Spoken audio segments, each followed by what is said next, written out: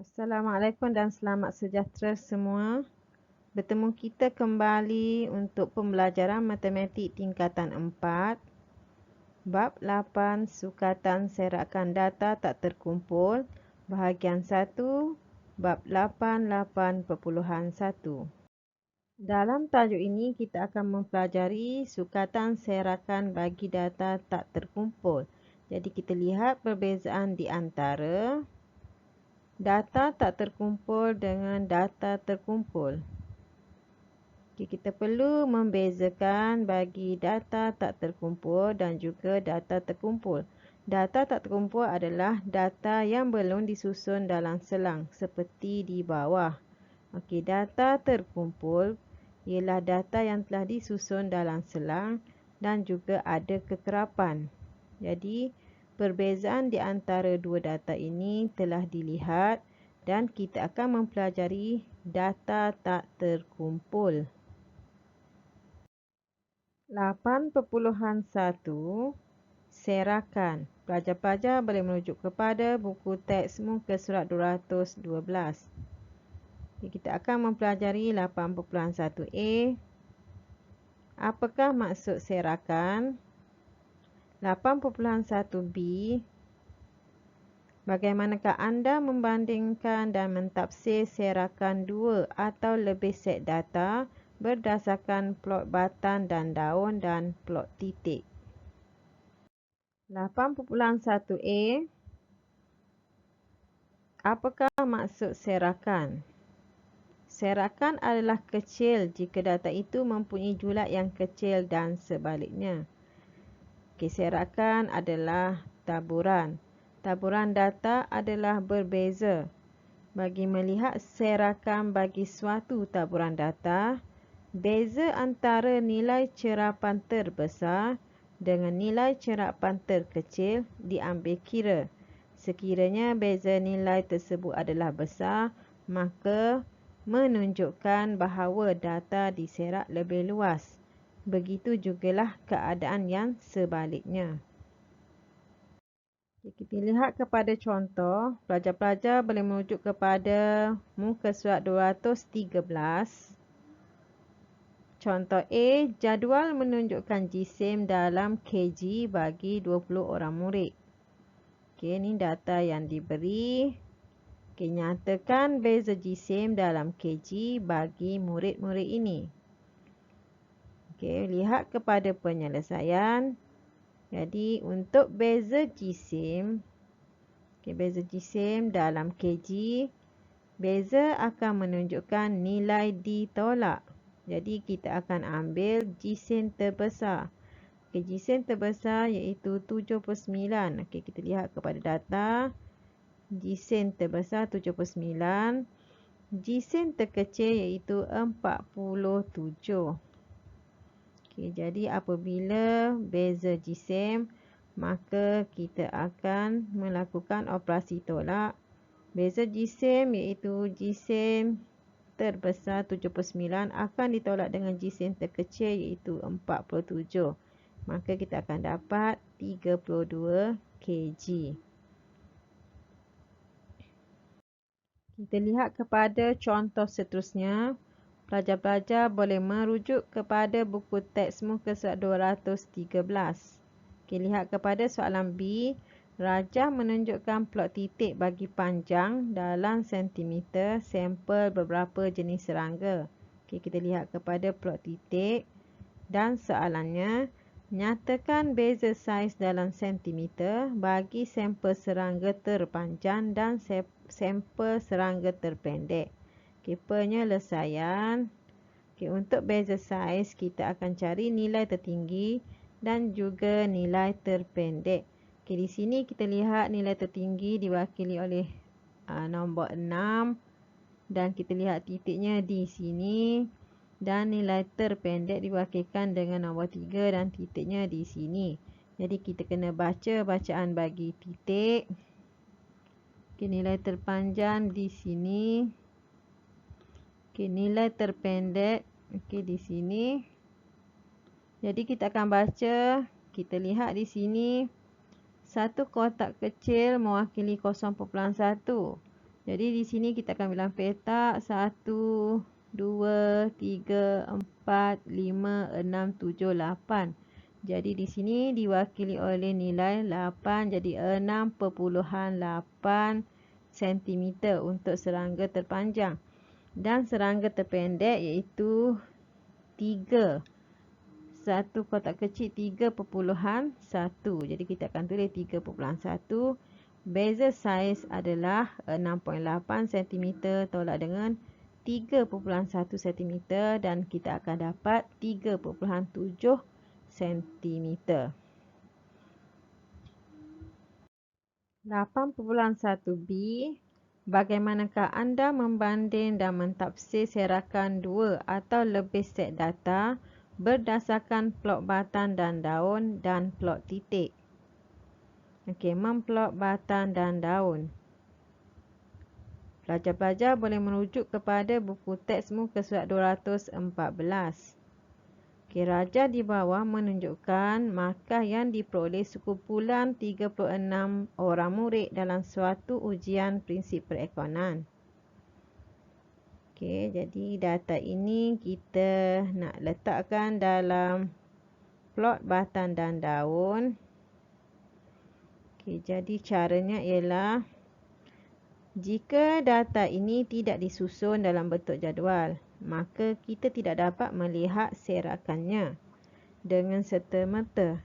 Jadi kita perlu letakkan dalam plot batang dan daun. Okey, jadi kita kena tetapkan nilai, iaitu nilai puluh sebagai batang dan nilai sar sebagai daun. Okey, untuk memplot batang dan daun bagi data yang diberi. Okey, kita lihat kepada data. Okey, di sini data bermula dengan 27 dan berakhir dengan 54. Jadi nilai puluh adalah batang. Okey, jadi kita akan pecahkan dalam dua bahagian, batang dan juga daun. Jadi nilai sar iaitu berada pada daun. Okey, kita lihat di sini bermula dengan 27 dan seterusnya ada nilai 30.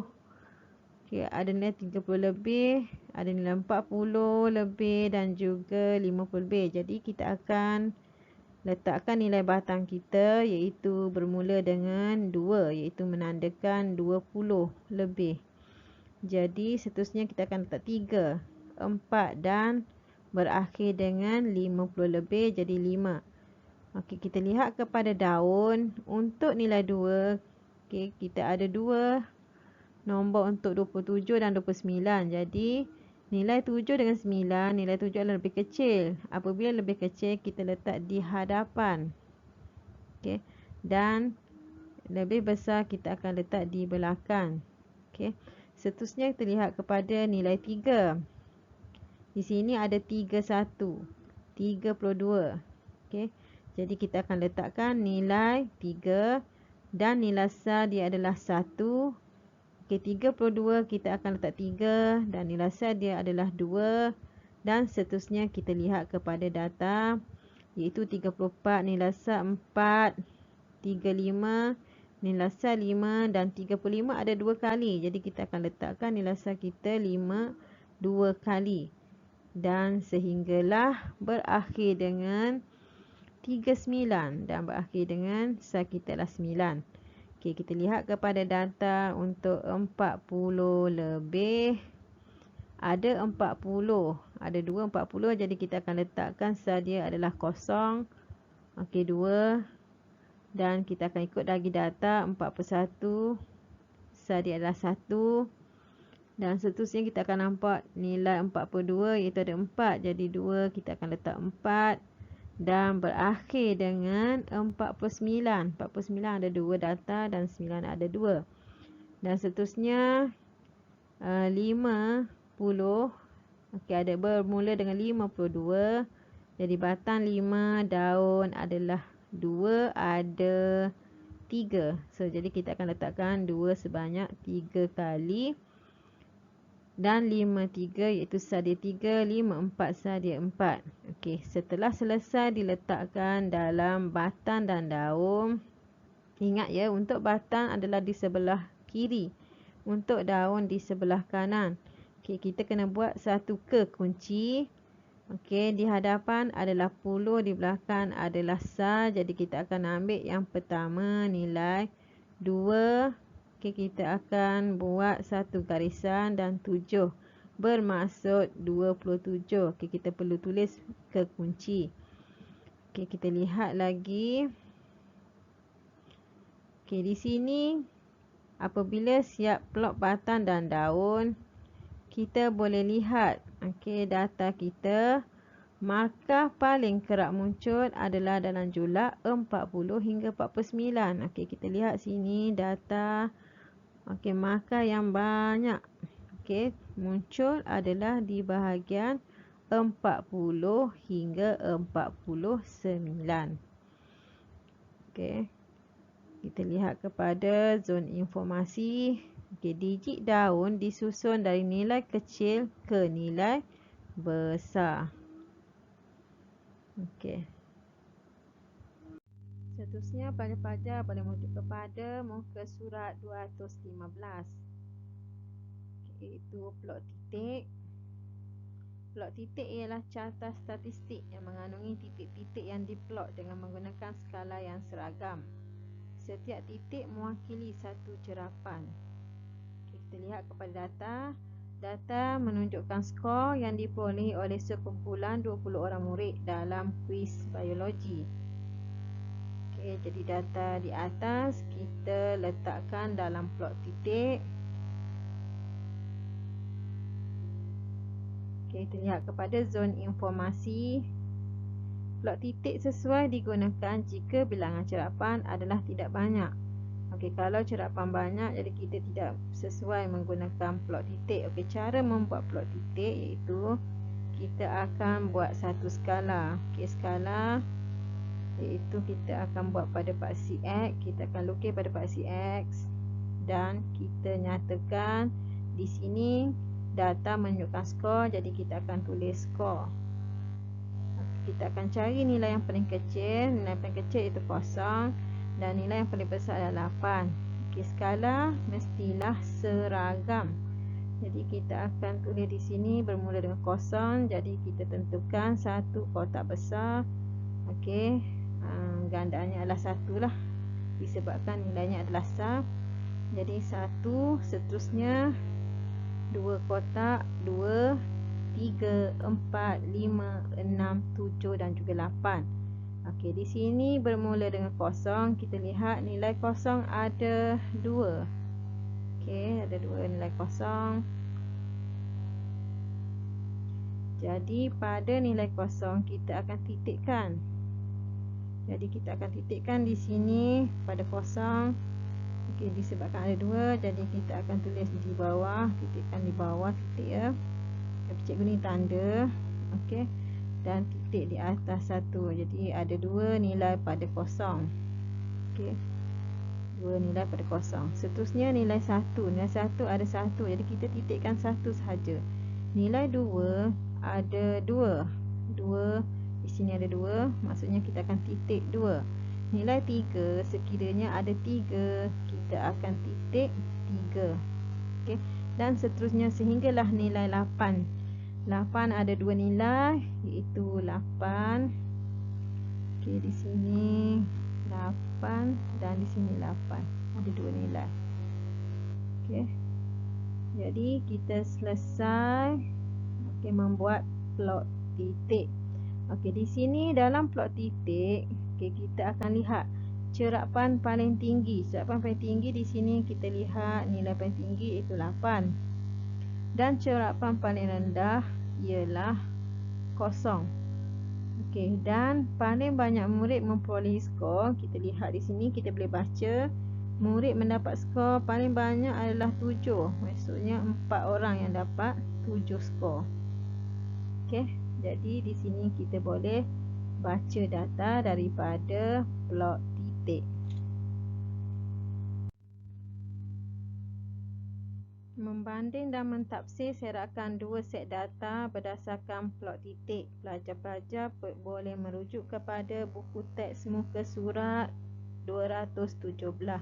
Kita lihat kepada contoh.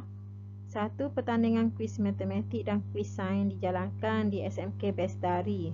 Sempena Minggu Sains dan Matematik. 20 orang murid telah mengambil bahagian dalam kuis tersebut. Raja di bawah menunjukkan 2 set plot titik bagi skor yang diperolehi oleh murid-murid ini. Kita lihat skor kuis sains dan juga kuis matematik. Kita lihat kepada soalan A. Data manakah menunjukkan serakan yang lebih besar? Berikan justifikasi anda. B. Kuis yang manakah mempunyai beza cerapan yang lebih tinggi? Antara skor kuis sains dan skor kuis matematik, pencapaian manakah lebih baik? Untuk menjawab soalan ini, kita lihat kepada penyelesaian. A. Serakan skor dalam kuis sains adalah lebih besar kerana beza cerapan data adalah lebih besar. Jadi beza, kita cari beza dia. Kita lihat kepada kuis sains, nilai yang tinggi adalah 15, nilai paling rendah iaitu 8. Jadi kita akan tolak 15. 15 tolak dengan 8, kita akan dapat 7. Sama dengan 7. Kita lihat kepada kuis matematik. Jadi skor tinggi 15, skor yang terendah adalah 9. Jadi 15 tolak dengan 9, kita akan dapat nilai 6. Di sini kita boleh lihat kepada cerapan. Beza cerapan data. Kuis sains adalah tinggi. Cikgu buat anak panah tinggi, dan kuis matematik adalah rendah. Jadi jawapan di sini, skor dalam kuis sains adalah lebih besar kerana beza cerapan data adalah lebih besar. Untuk B, kuis sains mempunyai beza cerapan yang lebih tinggi. Kalau lihat kuis sains ada 7, beza cerapan dan kuis matematik ada 6. Jadi kuis sains adalah cerapan yang tinggi. Untuk C, antara skor kuis sains dan kuis matematik, pencapaian manakah lebih baik? Pencapaian lebih baik adalah kuis matematik kerana cerapan tertumpu pada bahagian kanan plot titik. Kita lihat pada kuis matematik, skor tertumpu sebelah kanan. Jadi di sini kuis sains dan matematik terlihat beza. Memang skor dalam kuis matematik tertumpu di sebelah kanan, maka skor kuis matematik adalah lebih baik. Jadi kita habiskan dulu. Kita sudah habis untuk tajuk 8.1 dan kita akan berjumpa semula untuk tajuk bab 8, 8.2 pada bahagian 2. Sekian, terima kasih.